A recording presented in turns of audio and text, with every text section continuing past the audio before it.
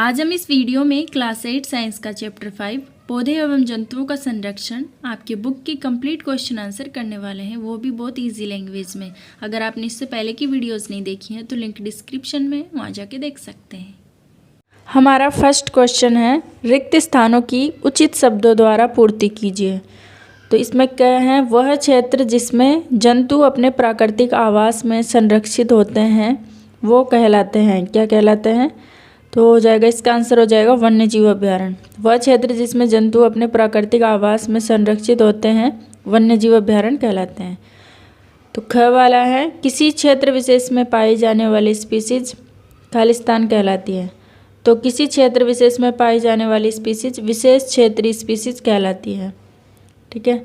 ग वाला है, प्रवासी पक्षी सुदूर क्षेत्रों से खालिस्तान परिवर्तन के कारण पलायन करते हैं। तो इसका हो जाएगा जलवायु। प्रवासी पक्षी सुदूर क्षेत्रों से जलवायु परिवर्तन के कारण पलायन करते हैं। तो क्वेश्चन नंबर 1 हमारा यहीं कंप्लीट होता है। नेक्स्ट हमारा क्वेश्चन नंबर 2, निम्नलिखित में अंतर स्पष्ट कीजिए। ठीक है, इन सब में हमें अंतर स्पष्ट करना है। तो क वाला है, वन्य प्राणी उद्यान एवं जैवमंडलीय आरक्षित क्षेत्र। ख है, चिड़ियाघर एवं अभ्यारण्य। ग है, संकटापन एवं विलुप्त स्पीसीज। और घ है, वनस्पति जात एवं प्राणी जात। हम इनको एक एक करके इनमें अंतर देखते हैं। तो क है, वन्य प्राणी उद्यान एवं जैवमंडलीय आरक्षित क्षेत्र। इन दोनों में हमें अंतर बताना है। तो वन्य प्राणी उद्यान तो क्या होता है, यह वन्य प्राणियों के संरक्षण के लिए बनाए गए हैं। वन्य प्राणी उद्यान वन्य जीवों के जो संरक्षण है उनके लिए बनाए गए हैं। जबकि जैवमंडलीय आरक्षित क्षेत्र हैं वो हैं जैव विविधता के संरक्षण के लिए बनाए गए हैं। ठीक है, तो इसका ख वाला करते हैं अब। एवं अभ्यारण्य में अंतर बताना है। तो चिड़ियाघर क्या होता है, यह वन्य जीवों के लिए कृत्रिम आवास बनाकर संरक्षित रखने का क्षेत्र है। मतलब वन्य जीवों को हम जो मानव द्वारा आवास बनाया जाता है उनके लिए पिंजरा, और उसमें वो रहते हैं, संरक्षित रहते हैं। ठीक है। और अभ्यारण्य होता है वह क्षेत्र जहाँ जंतु उनके आवास किसी भी प्रकार के विक्षोभों से सुरक्षित रहते हैं। और अभ्यारण्य क्या होता है, जहाँ पर जो जीव जंतु रहते हैं वो प्राकृतिक आवास में रहते हैं, सभी विक्षोभों से सुरक्षित। ठीक है। नेक्स्ट हमारा ग, संकटापन और विलुप्त स्पीसीज में हमें अंतर बताना है। ठीक है, स्पीसीज है ये। तो संकटापन तो वह जीव होते हैं जो धीरे धीरे विलुप्त होते जा रहे हैं, मतलब एकदम से नहीं, धीरे धीरे विलुप्त होते जा रहे हैं, वो होते हैं संकटापन। मतलब उन पर संकट आ गया। जैसे कि बाघ, चीता, पहले बाघों की संख्या बहुत होती थी लेकिन अब कम हो गई।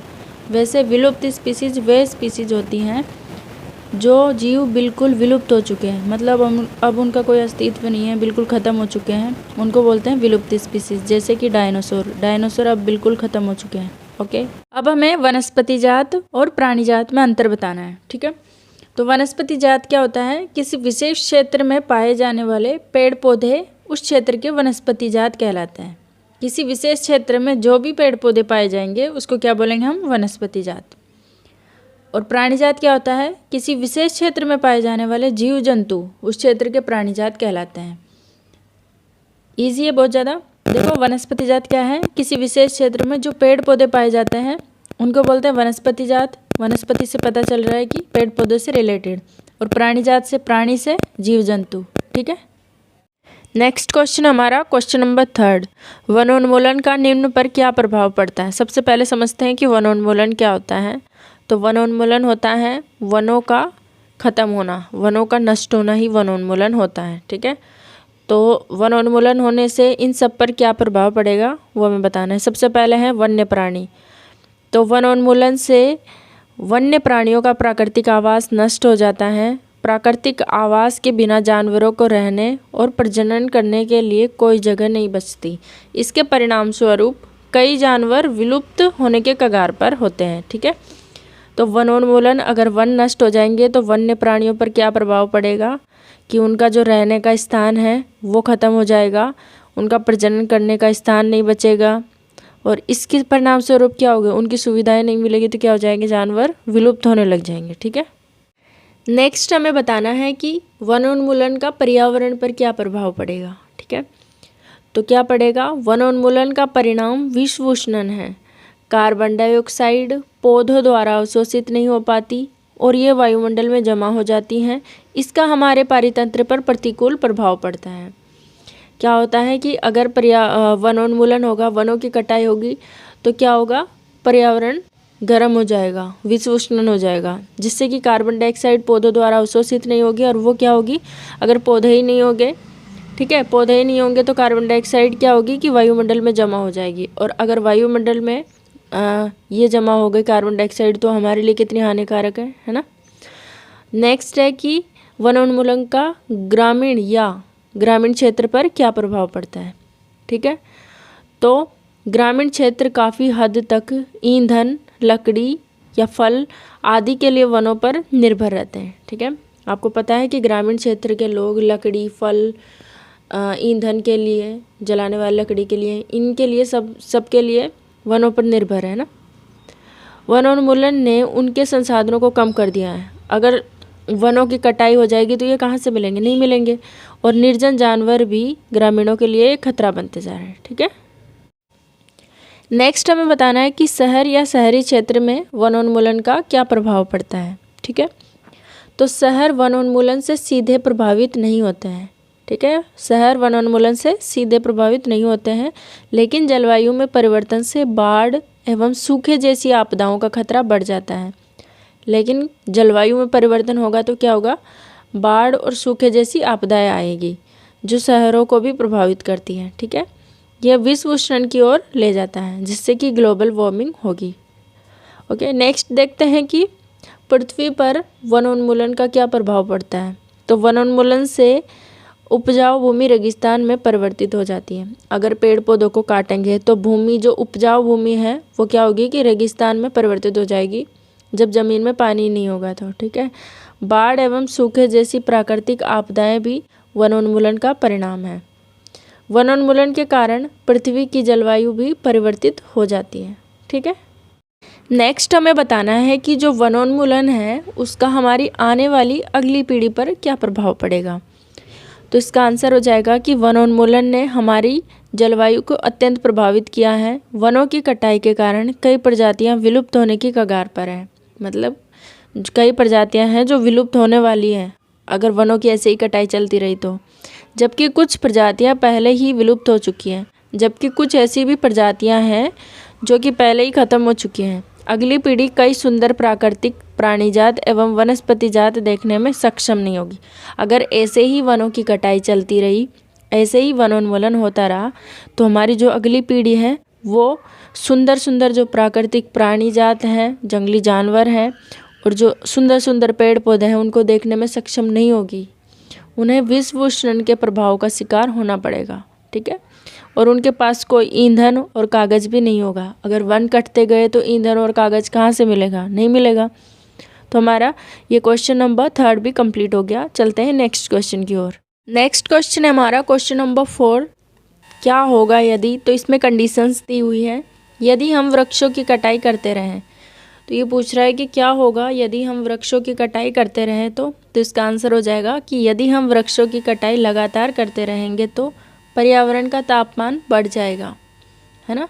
जंगल के जानवरों का आवास उनसे छिन जाएगा। अगर हम वृक्षों की कटाई लगातार करते रहें तो जो जंगल में रहने वाले जानवर हैं उनका आवास उनसे छिन जाएगा, है ना।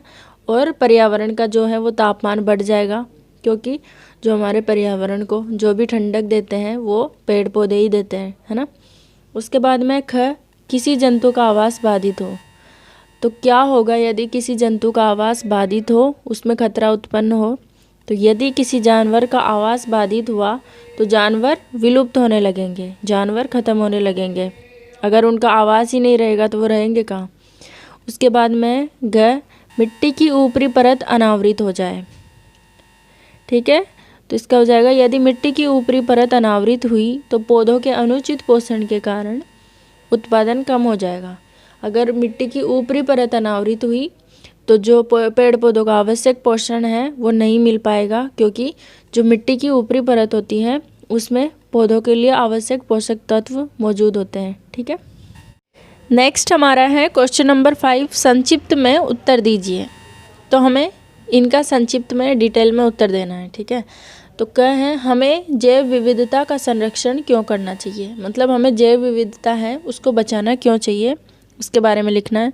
तो इसका आंसर हो जाएगा जैव विविधता से अभिप्राय किसी विशेष क्षेत्र में पाए जाने वाले सभी प्रकार के पेड़ पौधे, जंतुओं, सूक्ष्म जीवों की विभिन्न प्रजातियों से हैं। ठीक है, इनका संरक्षण इसलिए आवश्यक है ताकि इनको विलुप्त होने से बचाया जा सके। इनका संरक्षण कैसे आवश्यक है? ताकि इनको खत्म होने से हम बचा सकें। ठीक है, नेक्स्ट करते हैं इसका। अब हम इसका ख वाला पार्ट देखते हैं। संरक्षित वन भी वन्य जंतुओं के लिए पूर्ण रूप से सुरक्षित नहीं है। इसके बारे में हमें लिखना है। क्यों नहीं है? क्योंकि संरक्षित वन भी वन्य जंतुओं के लिए पूर्ण रूप से सुरक्षित नहीं है। इसलिए नहीं है क्योंकि उनके आसपास के क्षेत्र में रहने वाले लोग वनों का अतिक्रमण करके उनको नष्ट कर देते हैं।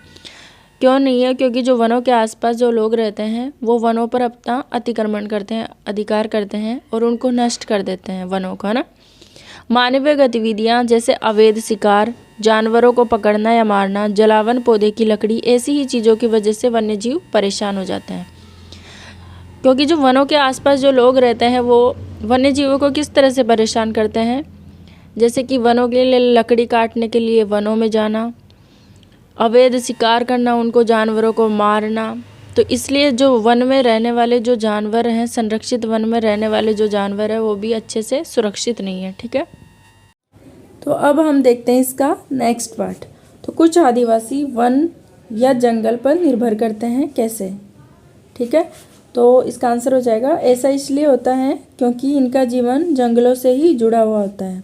तो जो आदिवासी होते हैं उनका जीवन जंगलों से ही जुड़ा हुआ होता है। वन आदिवासियों के लिए घर की तरह होते हैं।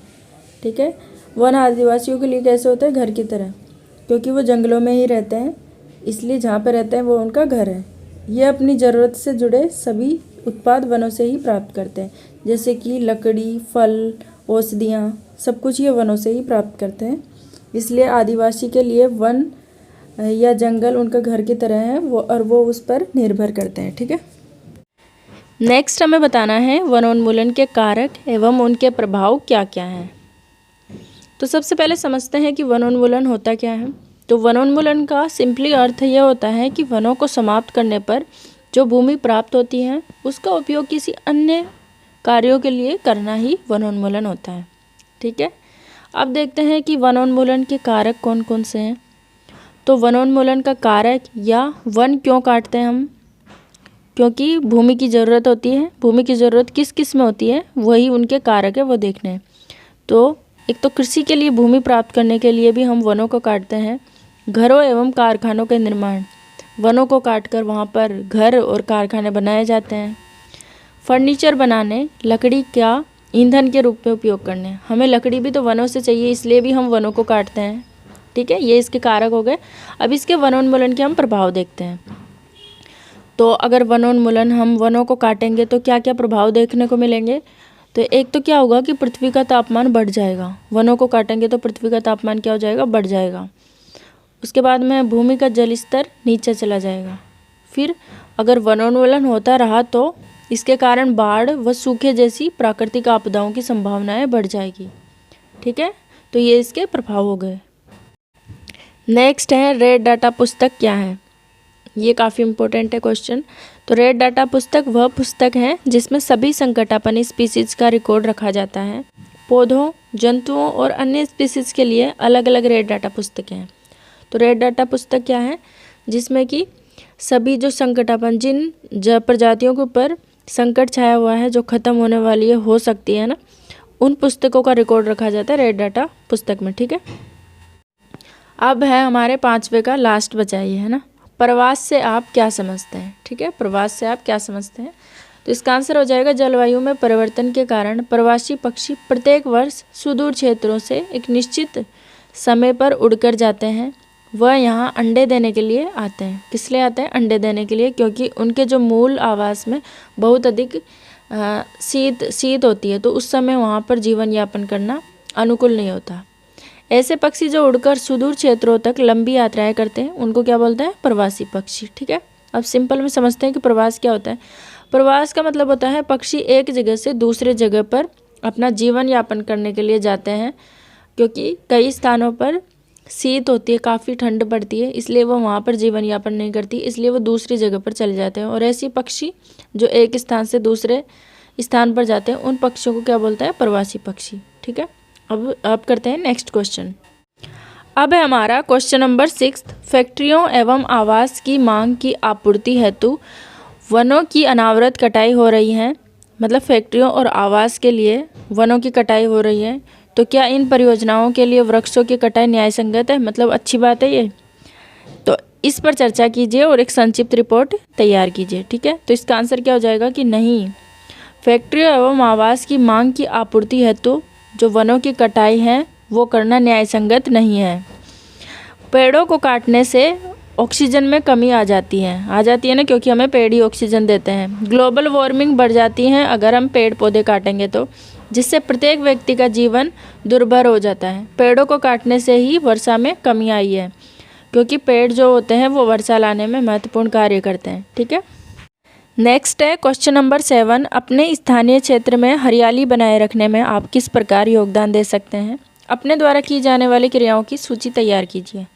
ठीक है, तो हम अपने स्थानीय क्षेत्र में हरियाली बनाए रखने के लिए हम ये सब योगदान दे सकते हैं। एक तो ज़्यादा से ज़्यादा वृक्ष लगाकर, वनों की कटाई के लिए रोकथाम करके, पार्क बनवाकर, कागज़ बचाकर। ठीक है, नेक्स्ट है हमारा क्वेश्चन नंबर 8। वनोन्मूलन से वर्षा दर किस प्रकार कम हुई है, समझाइए। तो इसका आंसर हो जाएगा, वनों के विनाश के कारण कार्बन डाइऑक्साइड के उपयोग में कमी आई है। कमी कैसे? क्योंकि पेड़ पौधे श्वसन के दौरान कार्बन डाइऑक्साइड को अपने अंदर लेते हैं। अगर पेड़ पौधों का विनाश हो जाएगा तो कार्बन डाइऑक्साइड को कौन लेगा, है ना, जिससे वायुमंडल में इसकी मात्रा बढ़ गई है। अगर पेड़ पौधे नहीं लेंगे तो वायुमंडल में इसकी मात्रा बढ़ जाएगी। कार्बन डाइऑक्साइड पृथ्वी द्वारा उत्सर्जित ऊष्मीय विकिरणों को अवशोषित कर लेती है। ठीक है, अतः इसकी कम मात्रा के परिणाम स्वरूप विश्व उष्णन हो रहा है। पेड़ पौधों को काटेंगे तो विश्व उष्णन होगा। पृथ्वी के ताप में वृद्धि के कारण जल चक्र का संतुलन बिगड़ रहा है। ठीक है, जिससे वर्षा दर में कमी आई है। ओके, नेक्स्ट क्वेश्चन है क्वेश्चन नंबर 9। अपने राज्य के राष्ट्रीय उद्यानों के विषय में सूचना एकत्र कीजिए। भारत के रेखा मानचित्र में उनकी स्थिति दर्शाइए। तो सबसे पहले देखिए कि आप जिस राज्य से बिलोंग करते हो उस राज्य में कौन कौन से राष्ट्रीय उद्यान हैं, फिर उनकी सूची बनाइए। फिर आप अपने टीचर की हेल्प से उनको मैप में दर्शा सकते हैं। ठीक है, नेक्स्ट है हमारा क्वेश्चन नंबर 10 और ये इस चैप्टर का लास्ट क्वेश्चन है। ठीक है, हमें कागज़ की बचत क्यों करनी चाहिए, उन कार्यों की सूची बनाइए जिनके द्वारा आप कागज़ की बचत कर सकते हैं। तो कागज़ की बचत हमें क्यों करनी चाहिए वो देखते हैं। हमें कागज़ की बचत वनों को बचाने के लिए करनी चाहिए, क्योंकि लगभग 1 टन कागज़ बनाने में 17 वृक्षों को काटना पड़ता है। 1 टन कागज़ बनाने में कितने वृक्षों को? 17 वृक्षों को। कागज़ की बचत से वनों के साथ साथ हानिकारक रासायनिक पदार्थ, जल तथा ऊर्जा जो इसको बनाने में ना प्रयुक्त होते हैं की भी बचत होती है। अतः निम्नलिखित कार्यों के द्वारा कागज़ की बचत की जा सकती है। पुनः उपयोग से, जन जागरूकता अभियान चलाकर, पुनः चक्रण से, है ना, मित व्ययता के उपयोग से, मतलब कम उपयोग करके, मित व्ययता से मतलब कम उपयोग से। ठीक है, तो यह हमारा चैप्टर यहीं पे कंप्लीट होता है। प्लीज़ इस वीडियो को लाइक कीजिए, हमारे चैनल को सब्सक्राइब कीजिए। मिलते हैं नेक्स्ट वीडियो में। Thank you.